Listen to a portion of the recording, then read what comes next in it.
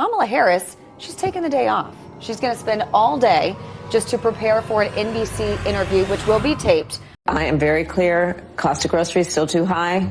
The voters know it. I know it. And our new NBC News poll shows that more voters think that the Biden administration policies have hurt them rather than helped them.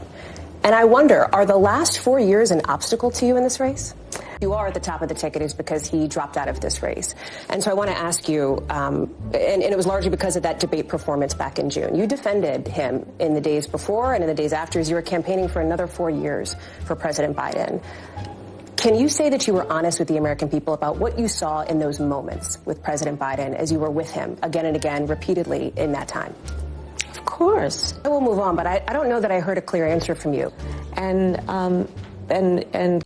what's going on, guys? We got to talk about what is assured to be another disastrous interview. Of course, probably not quite as bad as the Brett Baer interview of Fox News, but still a disaster because they have to ask Kamala Harris some sort of questions. They got to at least pretend as though they're actual real journalists. Okay, this is as Kamala Harris has decided to take the day off today. Okay, she's tired of trying to hit the campaign trail as hard as Donald Trump, you know, the 78-year-old man who's doing 3-4 different events a day, phone calls, press conferences, rallies, town halls, you name it, all within a course of a day, 7 freaking days a week. Kamala Harris needed a break because Donald Trump is just too dang masculine. Okay, he's too crucial and she can't keep up. So instead, she went to what she probably perceived to be another softball interview, but I'm sure you all should know by now that it doesn't matter if it's a softball interview for Kamala Harris.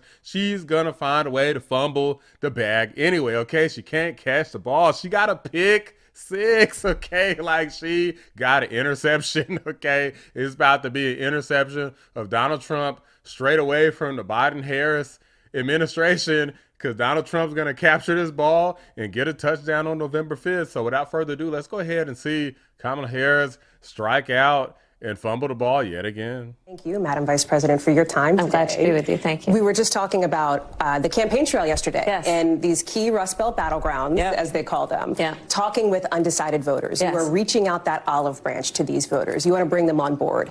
For them, for so many voters, we know that a huge issue for them is the economy. Right. It's the cost of living. I've been on the campaign trail. I hear that in the field again and again. You look at some of the numbers on this, and our new NBC News poll shows that more voters think that the Biden administration policies have hurt them rather than helped them. And I wonder, are the last 4 years an obstacle to you in this race?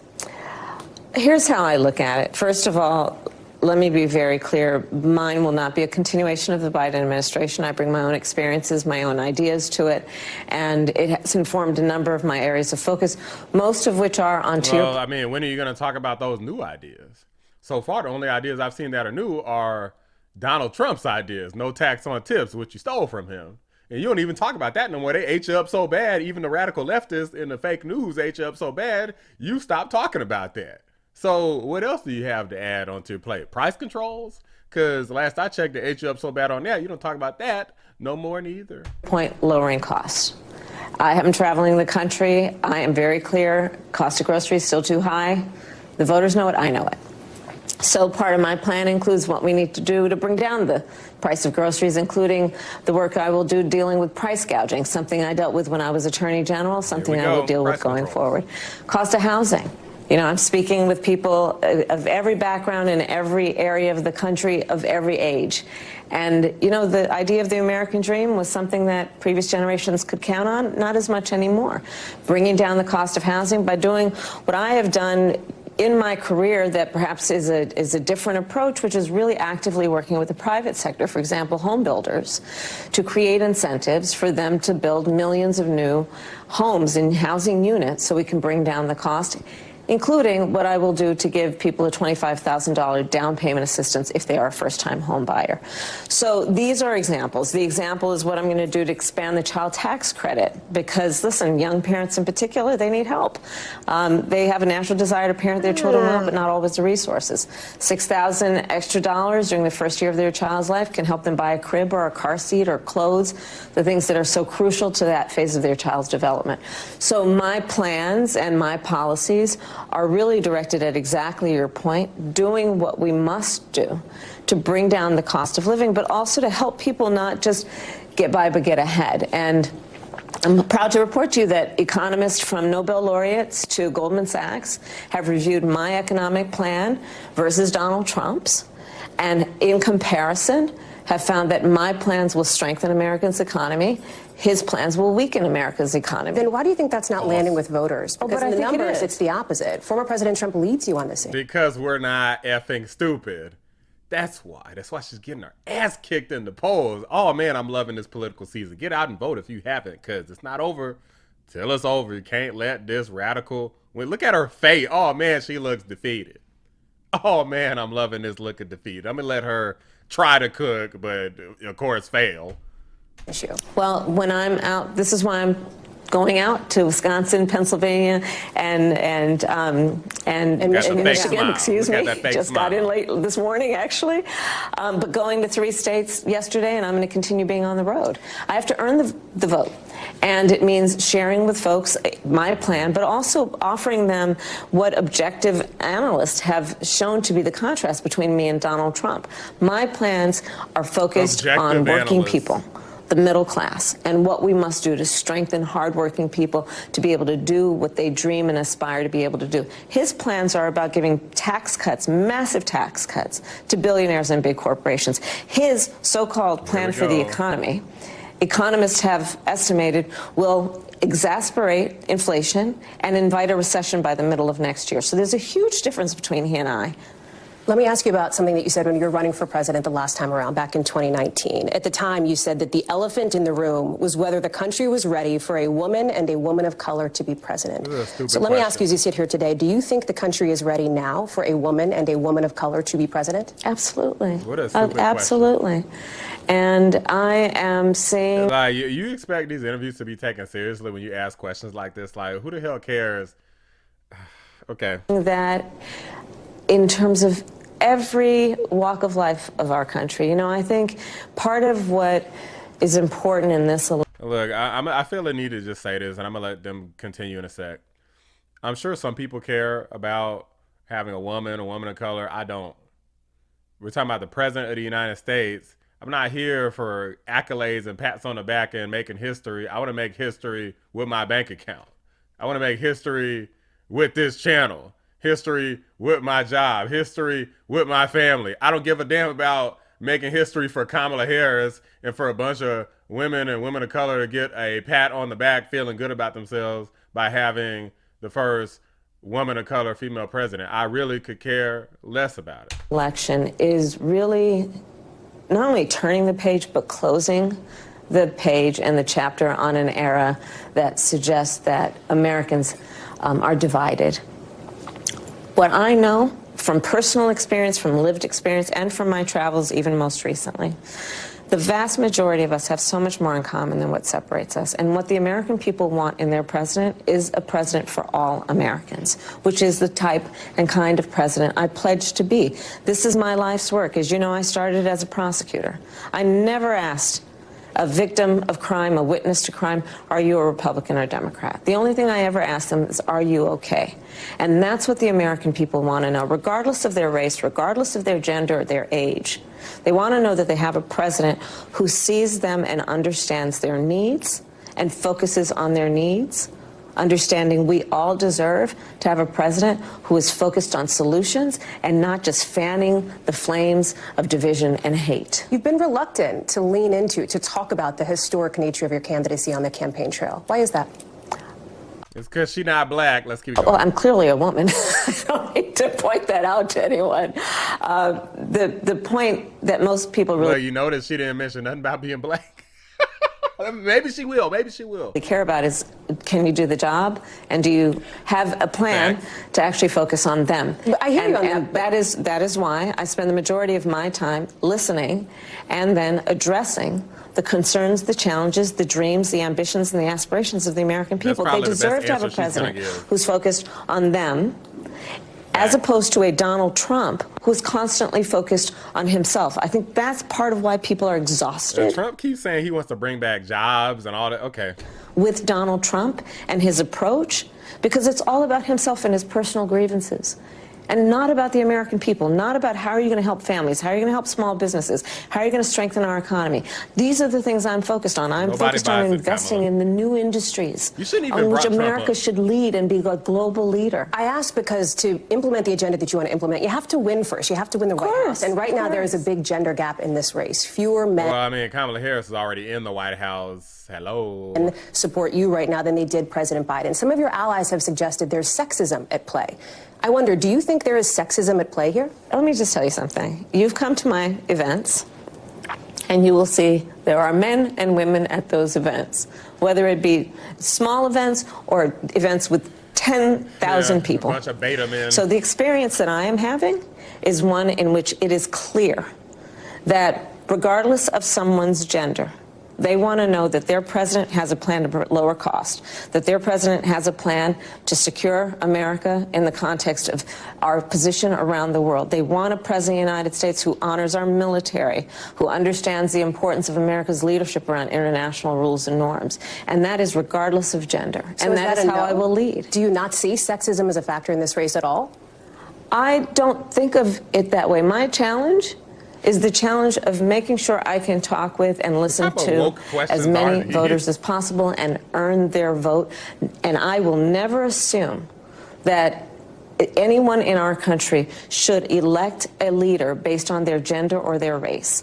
Instead, that leader needs to earn the vote based on substance and well, you need to go ahead and have a damn conversation with Barack Obama's stupid dumb ass, because he pissed me off. Spike Lee pissed me off. And there was somebody else, I can't remember who it was, but a lot of people have been getting out here and been trying to come on to us black men, like, y'all need to do your part, and wagging their little finger. And I'm like, okay, you keep on wagging your finger, you're going to get it bit off, and it might get your ass whooped. You keep on messing with me, talking about trying to force me to vote some type of way. Ain't nobody forced me to do a damn thing, point blank, period. I voted Trump already. What you going to do about it? They will do to address challenges and to inspire people to know that their aspirations and their ambitions can and will be achieved through the opportunity to do that. Some of those voters that I spoke with at some of the events yesterday, for example, talked about they were there to support you, but also your agenda when it comes to reproductive rights and abortion access. And you have cast this as a matter of literal life and death, as an urgent priority here. If you win, it is entirely possible that Congress will be controlled by Republicans. So what specific concessions would you be willing to make in order to get something done on abortion access as soon as possible? Well, first of all, look at what has happened since the Dobbs decision came down. First off, she's not going to win, but secondly, she doesn't know. Decision that is a direct result of the fact that Donald Trump hand-selected 3 members of the United States Supreme Court with the intention they would undo the protections of Roe. They did as he intended, and now in 20 states we have Trump abortion bans, which some make no exception for rape or incest, which criminalize health care providers in a state like Texas, prison for life for doctors and nurses if they provide reproductive care. And where we have seen this issue on the ballot, to your point about elections, from red states to blue states, when freedom is on the ballot, the American people vote for freedom, regardless of the party they are registered to vote with. We have seen that. And I know that there are members of the United States Congress who are well aware that their constituents are in favor of the very fundamental principle that a woman should be able to make decisions about her own body and not have her government tell her what to do.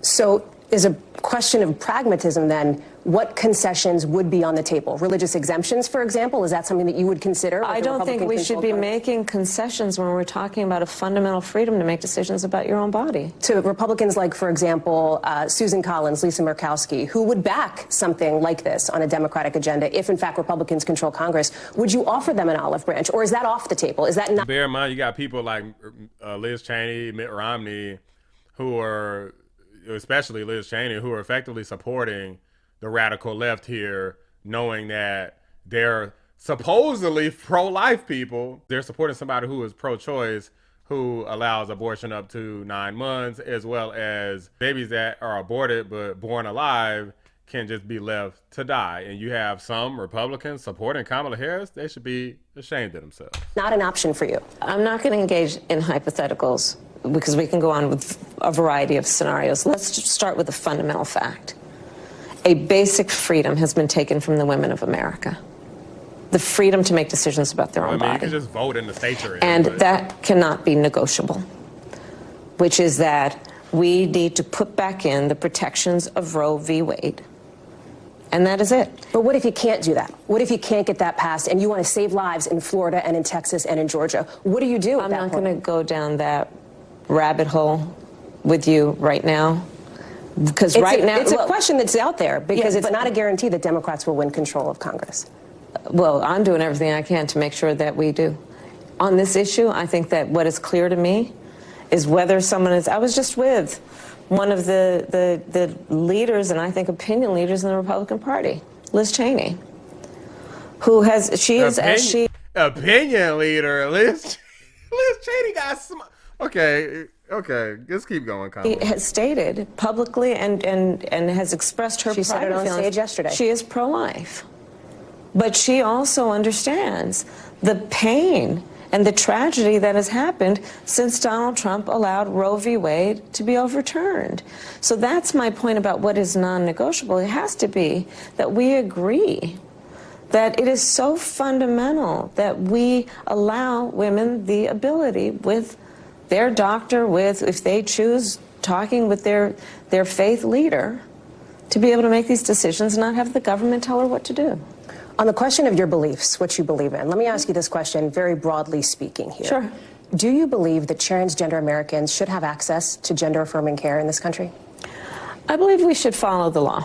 I mean, I think you're probably pointing to the fact that Donald Trump's campaign has spent tens of millions of dollars. They're trying to define you on this. Yes, I'm asking you to define yourself, though. Just broadly speaking, what is your value? Do you believe they should have that access? I believe that people, as the law states, even on this issue about federal law, that is a decision that doctors will make in terms of what is medically necessary. I'm not going to put myself in the position of a doctor. Well, I mean, Kamala Harris has already injected herself and said that she would support transgender surgeries for illegal migrants in prison, along with pretty much everything else, because she was out and woke behind California. And then when she decided to run for president, suddenly she became a black person and decided that maybe being woke as hell wasn't what the rest of America wanted. She is a chameleon. But let's also understand that Donald Trump is running tens of millions of dollars in ads to talk about two cases, to distract from the fact that his policy and plan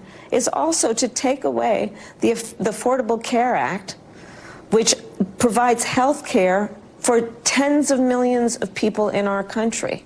That his plan is to undo the $35 a month cap on insulin, that it impacts millions of seniors in our country. That his plan is to do away with the $2,000 cap on prescription medication, the annual cap.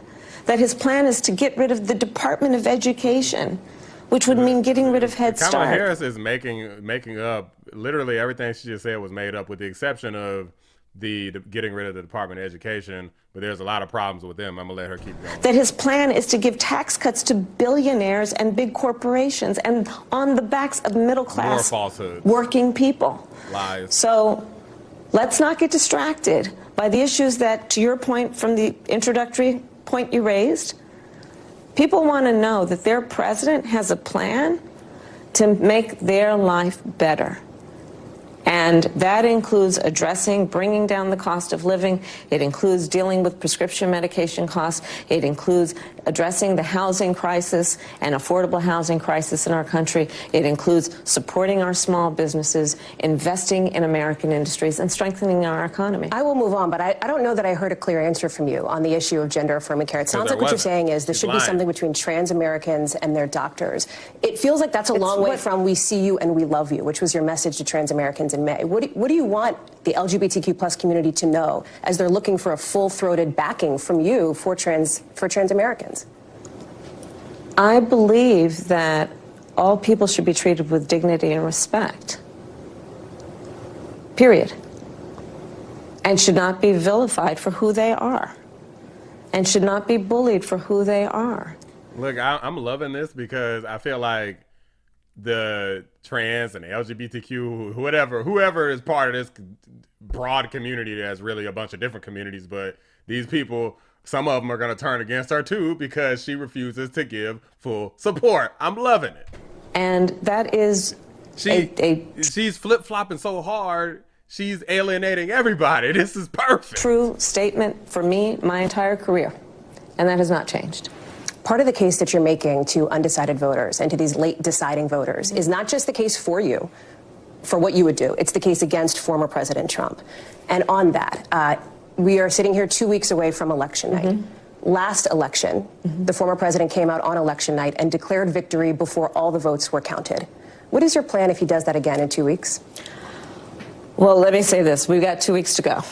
And I'm very much grounded in the present in terms of the task at hand. And we will deal with election night and the days after as they come. So just for the record, this is something that literally always happens, that there is victory declared prior to actual election, like every single vote being counted. That's not an abnormal thing at all. As a matter of fact, for every congressional race, they did that when I think sometimes it'd be around 50% of the vote would be in, and they projected winner. So they're trying to act like Trump is some sort of anomaly here, which is false. And we have the resources and the expertise and the focus on that as well. So you have teams ready to go? Is that what you're saying? Are you thinking about that as a possibility? Of course. This is a person, Donald Trump, who tried to undo a free and fair election, who still denies the will of the people, who incited a violent mob to attack the United States Capitol, and 140 law enforcement officers were attacked. Some were killed. This is a serious matter. There was literally 0 officers that were killed on January 6th. Literally 0. But American people are at this point, 2 weeks out, being presented with a very, very serious decision about what will be the future of our country. And it includes whether we are a country that values a president who respects their duty to uphold the Constitution of the United States. Donald Trump has said he would terminate the Constitution of the United States. More lies. The American people are being presented with a choice here about whether we want a president who understands that America must stand strong as a leader around the globe, or an individual in Donald Trump who openly admires dictators. My goodness, recent reports that he gave COVID tests to the president of Russia during the height of the pandemic here, when Also Americans false. couldn't get their hands on COVID tests. Who the hell believes These that? are the That's choices stupid. before the American people right now. The choice before the American people. Like, is there any proof of these claims? No, of course not. We already know the answer. Is the choice to choose to turn the page on the division and the hate, and to bring our country together, knowing the vast majority of us have so much more in common than what separates us, and that we can be optimistic about a new generation of leadership that is focused on what we have yet to achieve, to uplifting the American people. If you win, it is entirely possible that the federal court cases against the former president will continue on. He is, of course, facing those felony charges. Would you consider, if you win and he's convicted, a pardon for former President Trump? I'm not going to get into those hypotheticals. I'm focused on the next 14 days. But do you believe, is there any part of you that subscribes to the argument that has been made in the past that a pardon could help bring America together, could help unify the country and move on? Let me tell you what's going to help us move on. I get elected president of the United States. One of the things you've talked about is having a Republican in your cabinet, potentially. Yes. You've spent a lot of time on the campaign trail with former Imagine a Republican on the cabinet. Liz Cheney, Mitt Romney, get the F out of here. Liz Cheney, as you referenced. Is she somebody who you would consider putting in the cabinet? Have you talked with her about this topic? I'll keep you posted. Okay. On immigration, because this is another issue that's really important to Americans here. Sure. Immigration's and customs enforcement, of course. Back in 2019, you stopped short of calling to abolish ICE, as some Democrats were doing at the time, but you also said... I'd never called for correct, abolishing you ICE. stopped short of that. Yeah. That's right. Yeah. That's right. You said Yeah. we should critically re-examine it, and you considered starting from scratch. Would you consider, if you're president, starting from scratch with ICE? Let me tell you what the Customs and Border Patrol agents need, what the immigration system needs. It needs to be fixed. And it needs to be fixed in a number of ways that include bringing forth a bill that Here we go. conservative members of Congress, Here we along go. with others, pull together that we supported actively that would put 1,500 more border agents at the border. We already had 27,000 soldiers in Mexico and you let them go, stupid. To give those folks who are working around the clock and need support the assistance they need to get their job done. What we would do with that bill, if it were brought forward, is be able to continue to stem the flow of fentanyl coming into the United States, which is ravaging communities around our country. It would give us the more resources to do what we need to do to prosecute transnational criminal organizations, something I have done.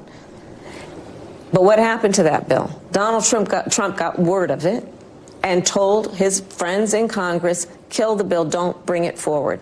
Because Donald Trump would prefer to run on a problem instead of fixing a problem. And again, in this election, there are two very different choices. One that is focused on solutions, and the other that is focused on constant grievance and running on problems with no agenda for fixing them. And in fact, on this issue of immigration, he has been an obstacle to fixing this problem.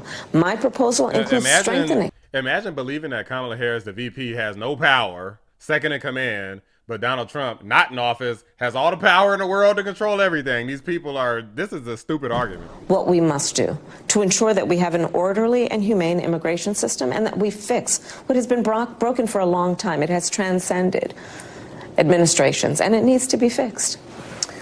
You have made it clear that you believe this is a binary choice between you and Donald Trump. Those are the candidates on the ballot. There's only two choices. Yes. And I know that Joe Biden is not on the ballot. I understand that. But the reason that you are at the top of the ticket is because he dropped out of this race.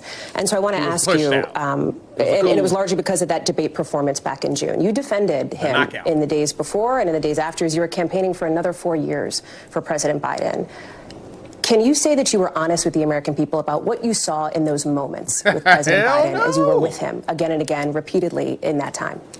Of course. Joe Biden is an extremely accomplished, she not even look at a lady in the eye. She looking to the side. Experienced and capable in every way that anyone would want if they're president. And you never saw anything like what happened at the debate night behind closed doors with him?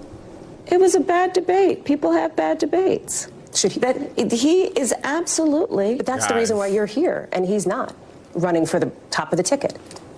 Well, you'd have to ask him if that's the only reason why. What do you think? I am running for president of the United States. Joe Biden is not.